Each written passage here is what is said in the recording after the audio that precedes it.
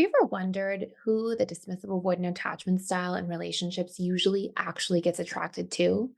And what traits or qualities those individuals they're really attracted to and really pursue actually possess?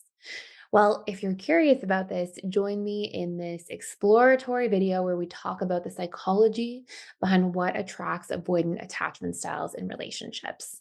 And my goal is that by the end of this video, you can better understand the dynamics of attraction so that you can empower your relationships or potential future relationships and also break any painful patterns that may be keeping you stuck.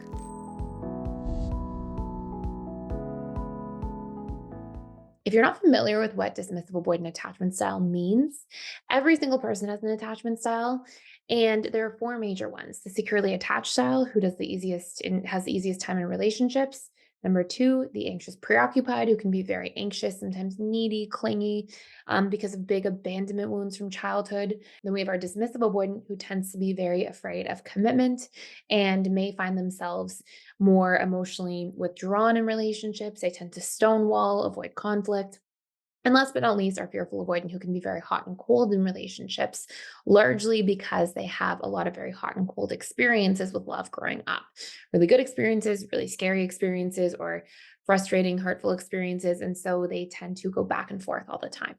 And this is largely because of the way that we are conditioned. So in this video, we are addressing in particular the dismissive avoidant. And if you also haven't been here before, my name is Thais. I'm the founder of the Personal Development School.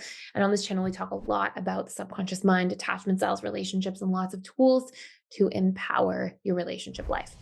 So here are six major traits that really attract dismissive avoidant attachment styles, and some of them may be surprising. In particular, our second to last one. So, number one, empathy. Because dismissive avoidants tend to be very much wired for trait variety, just like every other attachment style, meaning that we tend to be attracted to people who express or repress traits. It's one of those really initial drivers of attraction. Often because dismissive avoidants are not very good at empathizing with themselves and are not very in tune with their own emotional experience. When they meet somebody who is, it really draws them in. So if they are very repressed emotionally and somebody comes along and says, "Hey, I noticed you're feeling this way today," or "Hey, what if you felt this way? I wanted to look out for you because that would be a difficult situation that you were in today at work." If somebody expresses empathy and like really sees a dismissive avoidant, it is actually one of the things they sometimes experience limerence around. They can feel very, very drawn to this.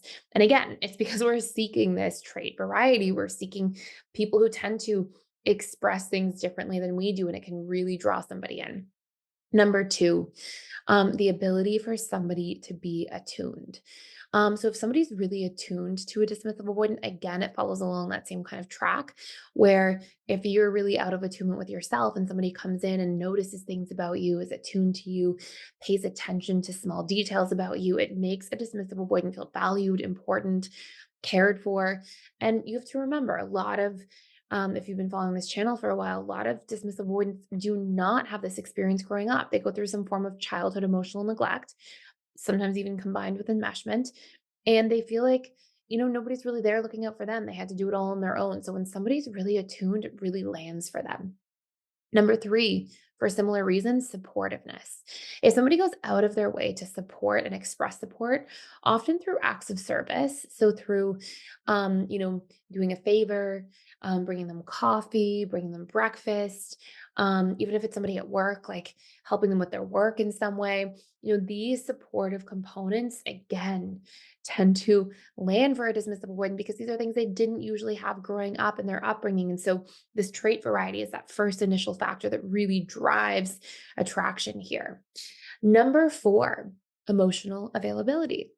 So again, following along the same lines, if somebody's emotionally available, if they're warm, if they are conversational, if they're easy to speak to, again, it has this degree of like bringing the dismissive avoidant comfort, security, a sense of like not having to sort of be closed off. And even though you may not see it in a dismissive avoidant because they may be a little bit more withdrawn in how they portray and express themselves, it doesn't mean they aren't feeling very drawn to it.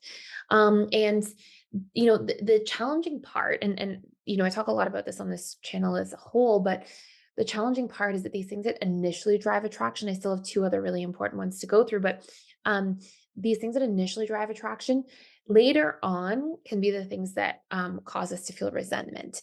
Because if we don't integrate these traits into our own world, our subconscious comfort zone may later reject these things. So part of this is like us being able to understand that this drives a lot of initial attraction, can be things that Ds are very drawn to, but they actually have to learn to properly receive in their relationships, properly be open to, properly integrate within themselves so that this is a sustainable dynamic. But again, we're just focused on those initial parts of attraction, and this has such an impact there. Also, if you're like, what are you talking about? Um, and you want to understand a little bit more about attraction and infatuation and resentment and how to make sure that you don't fall into the cycle of being really attractive to somebody and then that person sort of resenting these things about you later.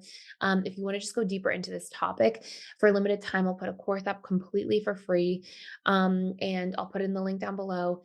And that course will just give you access to something called How to Master the Dating Stage of Relationships, where we talk all about your standards, your needs, your non negotiables, but we also talk a lot about the three major factors that create attraction and how to be able to sort of leverage the important things to create this chemistry between two people, but also do it in a healthy way that's going to serve you to become more secure in the long run so that you're learning and growing through these different components instead of just doing them all on autopilot. Number 5, acceptance. This is sometimes the surprising one. When a dismissive avoidant doesn't want to be changed and they say things like, I don't want to be changed, I don't want to have to change. Part of what this is because at a deeper level, they equate love to acceptance. And so when somebody's very accepting of them and makes them feel like, hey, if you have a flaw, it's okay. We all have flaws. It's normal. And they normalize the flaws or normalize the fears or just make them feel really kind of unconditionally accepted as a whole. It doesn't mean you can't still say, like, hey, these are my needs. Can you meet them in a relationship? Hey, here are my boundaries. Here are my standards. It doesn't mean you don't communicate about what you need. But if they make a mistake or they do something wrong, you can communicate that while still doing it from an accepting place, right? An example might be like they forget to call you back and you've had a discussion about it, but that's important to you. You might say, hey, I know you've got a lot going on right now. I understand that. But I just want to remind you, you know, calling me back is really important. And I want us to keep working on that in the relationship. And so you're doing this from this place of you're not going, what's wrong with you that you can't remember this? You're a bad partner. You're not doing this from this place of rejection. You're accepting them as a human with flaws and forgetful moments, but still communicating about your needs at the same time. These do not have to be separate things. So that is a really important one for that. And last but not least, a really, really important dynamic is somebody who understands, supports, and accepts their need for freedom and autonomy. So these tend to be huge things. Dismissive avoidants really want to feel like they can invest in a relationship, but also they can have time to have their freedom and autonomy when needed to do their own thing, to recharge in the way that they recharge. And the more that is understood, accepted, and integrated into the relationship, the better, of course. So that's it for today. If you have more questions about dismissive avoidance or attachment styles as a whole, let me know. I have a free attachment style quiz I put in every video. If you want to take that, track your progress, see what attachment style you are, or if you already have done it, do it again to see how much you've progressed. So that is down below. And if you have more questions for me as a whole, please let me know in the comments. Please consider liking, sharing, subscribing if you haven't already to this channel. And if you hit the notification bell, you won't miss any of our daily videos. Thank you so much for stopping by.